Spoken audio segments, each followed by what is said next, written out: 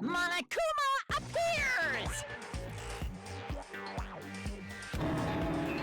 Wrong.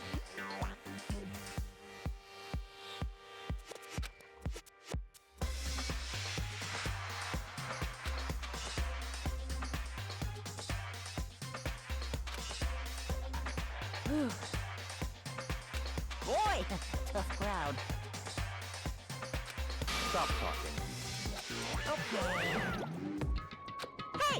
Hey!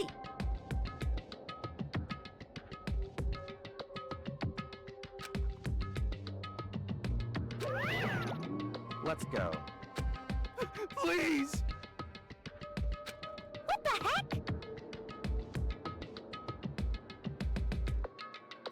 What the heck?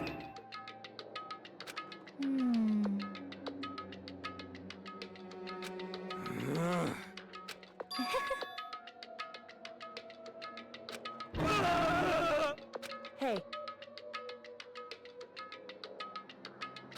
That's right.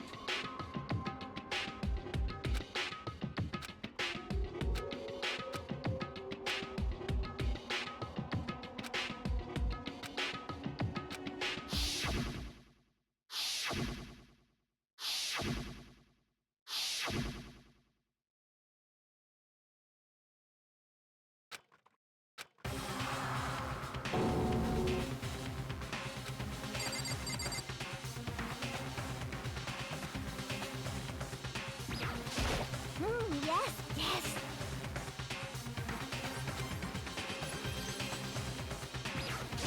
Hey.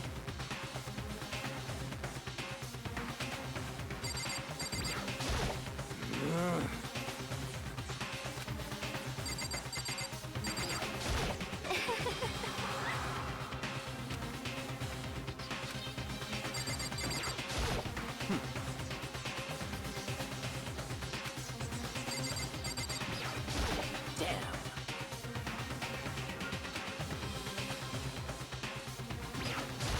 Just the worst.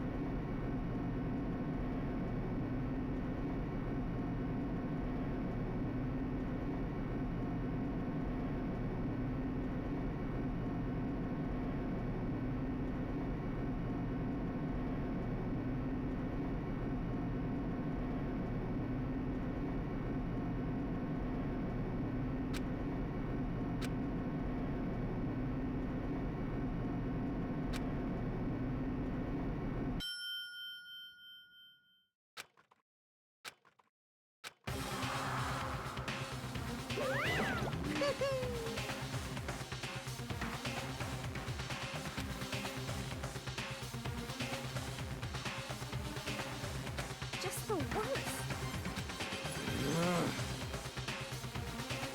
What? Come on.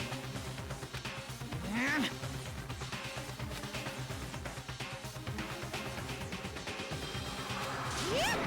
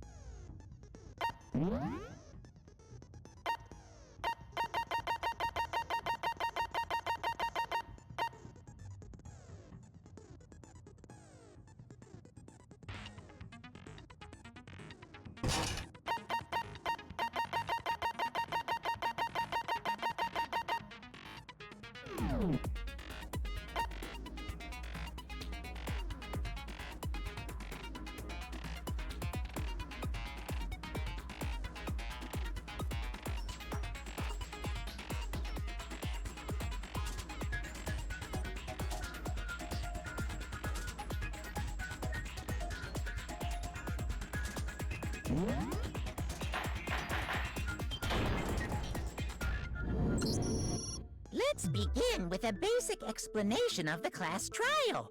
So, your votes will determine the results.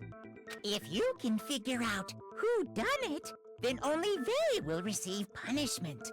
But if you pick the wrong one, then I'll punish everyone besides the blackened, and the one that deceived everyone else will graduate. Now then, to begin with... We already know who did it! Was that? It was Hiro. He does not have an alibi for when the murders took place, and we found him in that suit. Don't try and deny it! You killed them!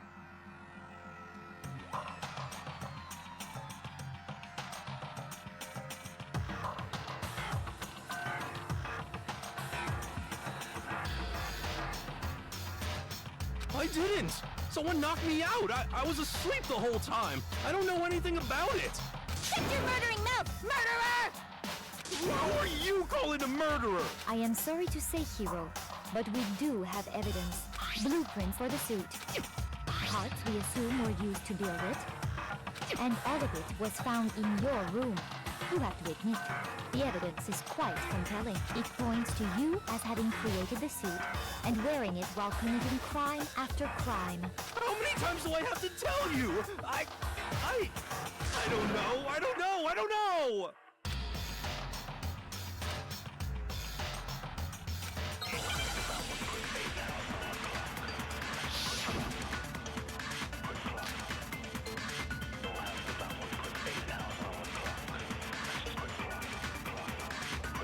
Everything we found in your room.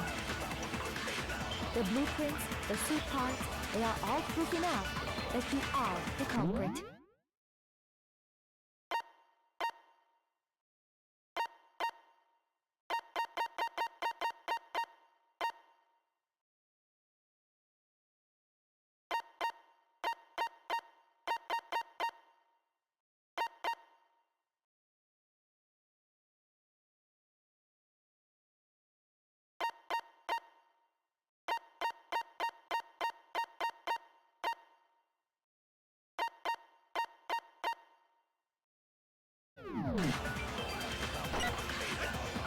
I don't know anything about that stuff! It's not true! It's a conspiracy! Hiro, why? Why did you kill them? No! Just hold on a second!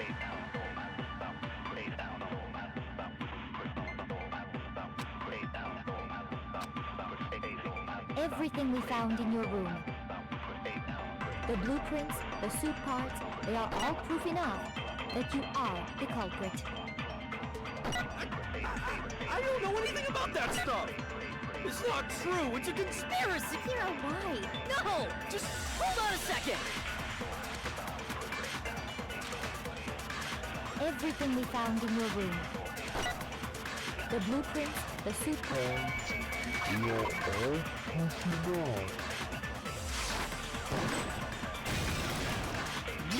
wrong!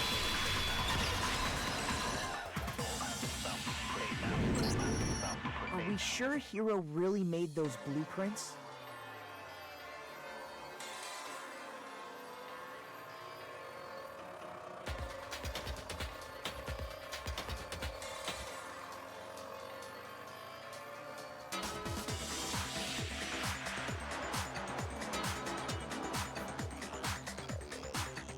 What do you mean? Well, take a look at this. It's the note that Hiro wrote. asking everyone to meet up after Alter Ego disappeared. The handwriting's obviously different, wouldn't you say? When you compare it to the blueprints. There's no way you could think the same person made both of them. Unless that person made it a point to disguise their handwriting.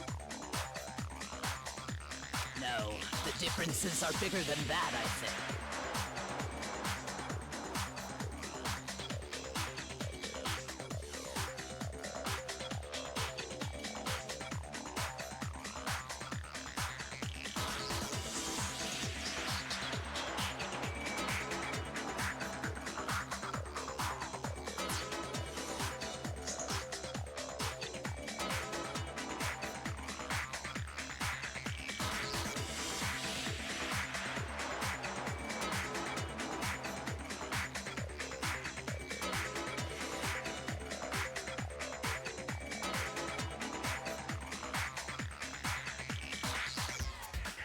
Come on! I'm not smart enough to think of trying to change my handwriting anyway. So Makoto, are you saying you don't think Hiro's the culprit? And he's not the only one. I think Hiro is innocent as well. What? Then who was in that Robo-Justice suit? Is it like Hiro said? Was there really someone running around in a second suit? The suspicious individual hidden within the suit. Go ahead, Makoto. Tell them who it was. So, who was in the Robo-Justice suit?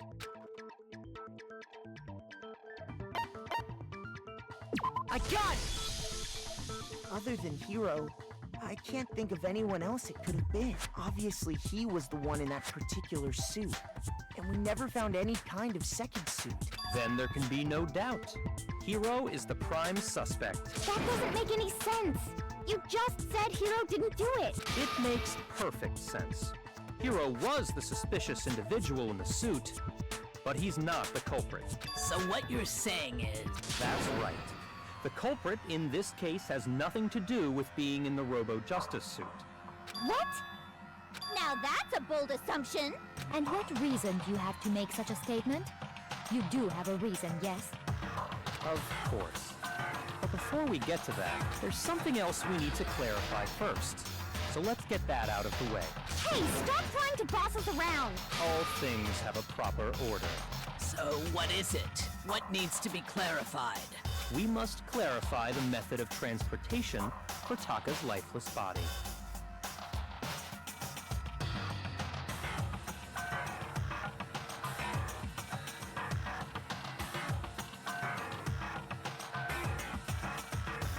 It would seem that his corpse was moved using certain particular items. Makoto, can you tell us what they were?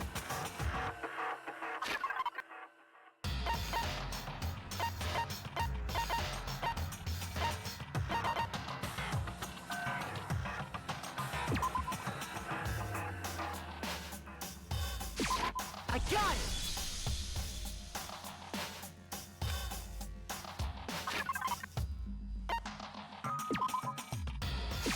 I got it! They were a dolly and a tarp, right?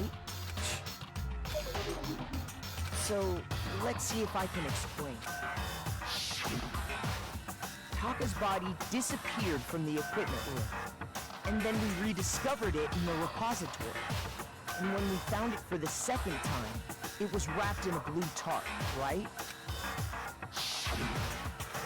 It was the same tarp that, up until then, was stored in the equipment room.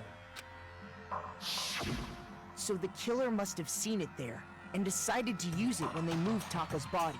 That way, they wouldn't leave any bloodstains while they were moving it. Okay, that explains the tarp. And the dolly? Same thing. I'm sure the dolly was in the equipment room when we first found Taka's body there. But when the body disappeared, so did the dolly. Later, when Taka's body reappeared in the repository, so did the dolly. In other words, you think they used the dolly to move the body, am I right? But are you sure you are not mistaken? Huh? Are you absolutely positive the dolly was in the equipment room when we found Taka's body? That dolly was made specifically for moving large objects between the repository and the art room. It would be very strange indeed to discover it had made its way to the equipment room. Is it not possible that it was in the repository all along, and you simply didn't realize it? She's raised an objection. How do you respond? There is no shame in being wrong. Nobody expects much from you anyway. We have all accepted the fact that you rarely understand what is going on around you.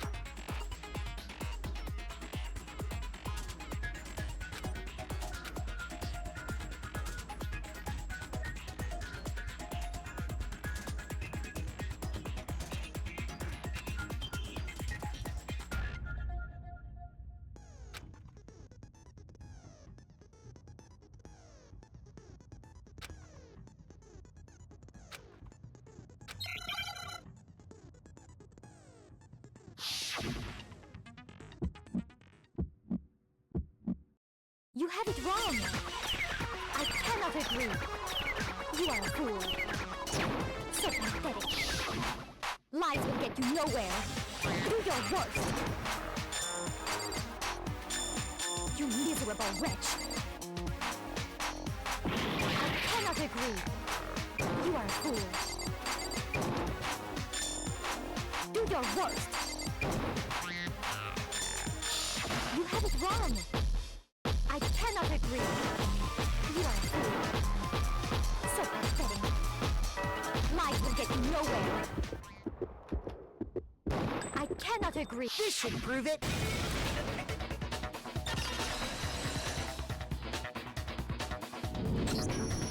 If you're asking for proof that the dolly moved, I have it right here.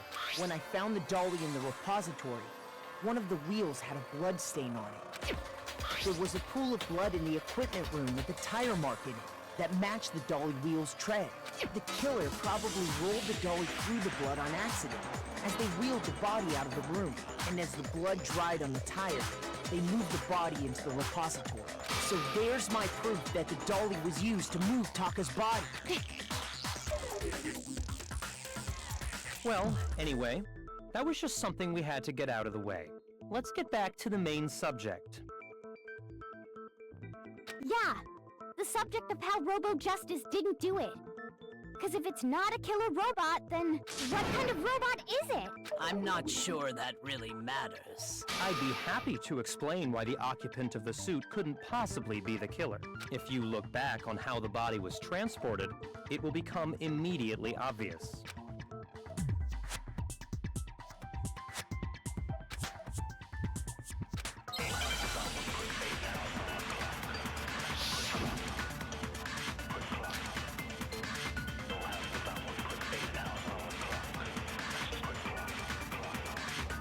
As we know, Taka was killed in the equipment room. And from there, the body was moved to the repository, correct? Yeah, the culprit wrapped the body in the tarp, then loaded it onto the dolly and wheeled it off, right? Now, keep in mind that the dolly doesn't have a handle. Well, yeah, but even without a handle, all you'd have to do is bend over. No, it's wrong.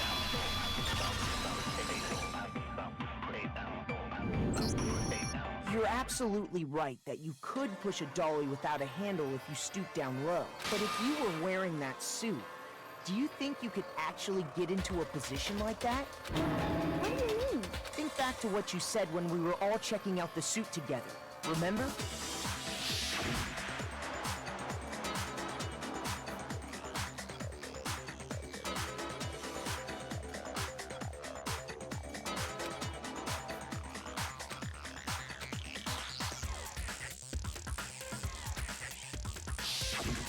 When you're in that suit, not only can you not see your feet, but you can't even bend at the waist. Am I right about that? Now that you mention it, yeah. It seems like it'd be awfully hard to push that dolly if you couldn't bend over.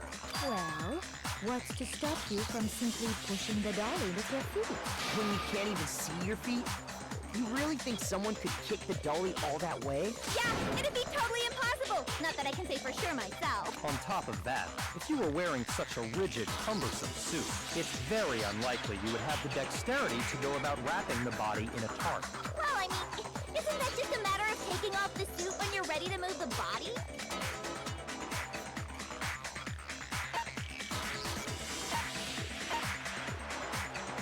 I got it! I don't think taking off the suit was an option. If you remember...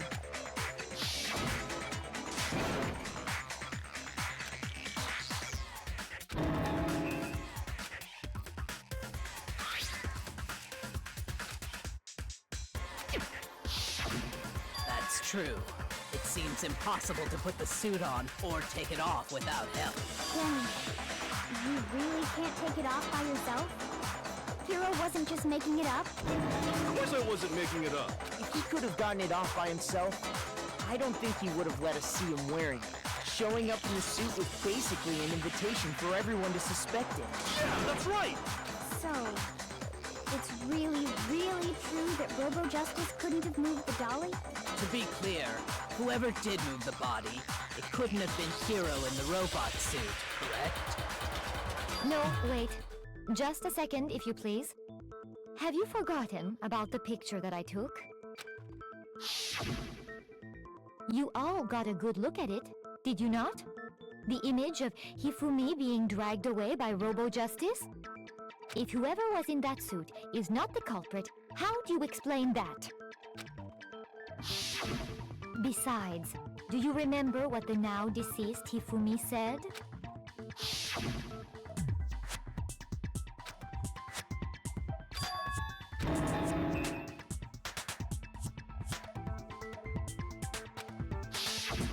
So long as those facts exist, the proper conclusion is beyond question.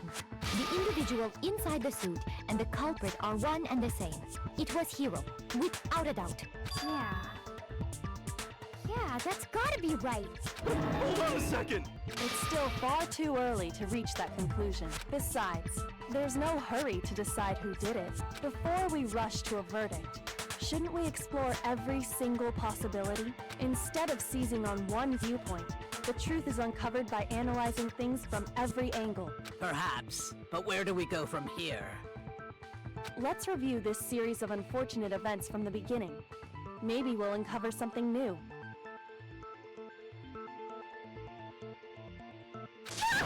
What a pain in the ass! I don't disagree, but our lives are on the line. If this is what it takes, we have to do it. Plus, maybe we'll get to find out where the heck Kyoko was when everything went down. All right then, let's take another look back at what happened. I suppose we could start with this morning. 4 of us gathered together in the dining hall. Makoto, Hina, Kyoko, and myself.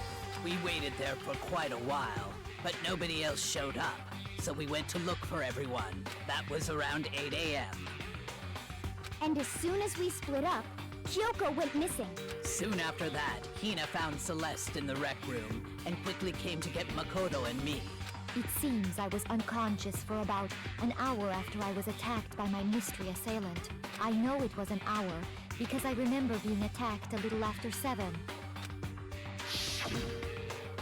That was when we saw Celeste's picture and discovered that her assailant had been wearing a strange costume.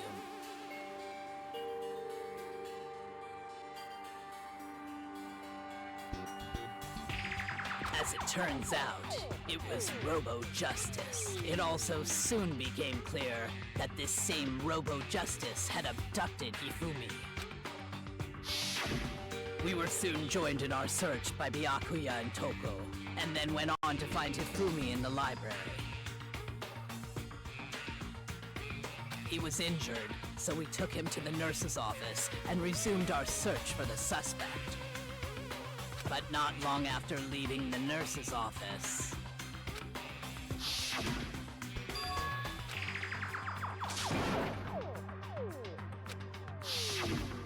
when Celeste told us that, we decided to split up and search the second floor.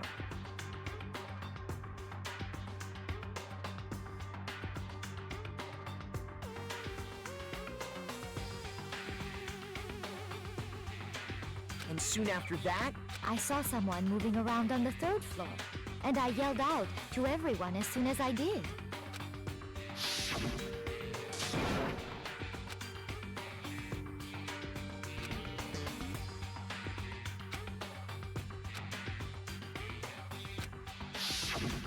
and then...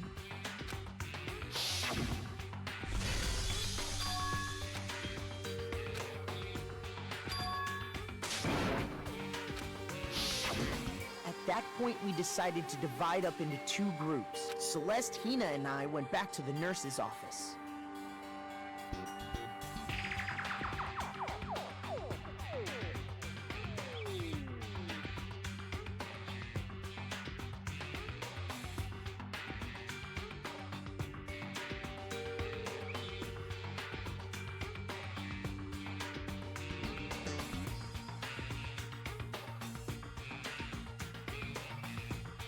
While Sakura, Byakuya, and Toko chased after the suspect. When we got back to the nurse's office, we found Hifumi, dead. And that's when we heard the body discovery announcement.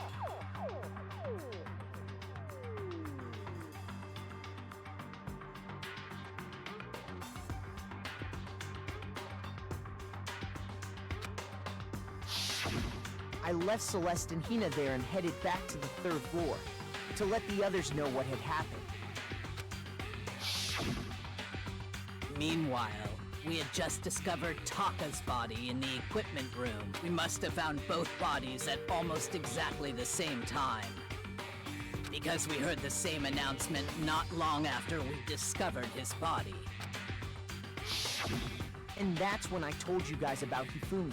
Then the three of us headed for the nurse's office. But right after we left the physics lab, we ran into Celeste, who'd arrived after us. And she told us something very surprising.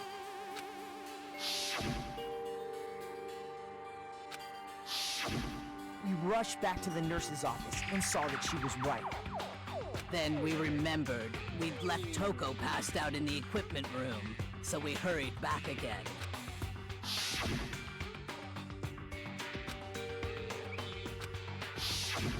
But when we got there, we discovered that now Taka's body had also gone missing. Next thing we knew, we were searching the school for two missing dead bodies. And after some time... Celeste informed us that she'd found the bodies, and we all headed to the repository, which is where we rediscovered the corpses. I think that about covers it. I see. The whole thing sounds exceptionally complicated. It certainly seems to me that these are not a simple series of connected events. Okay, well, if that's true, then what? Rather than a single series of events, I think we have to consider each murder a separate situation. And from there, we can uncover the contradictions surrounding all of them. Now then, let's get started, beginning with what happened to Taka.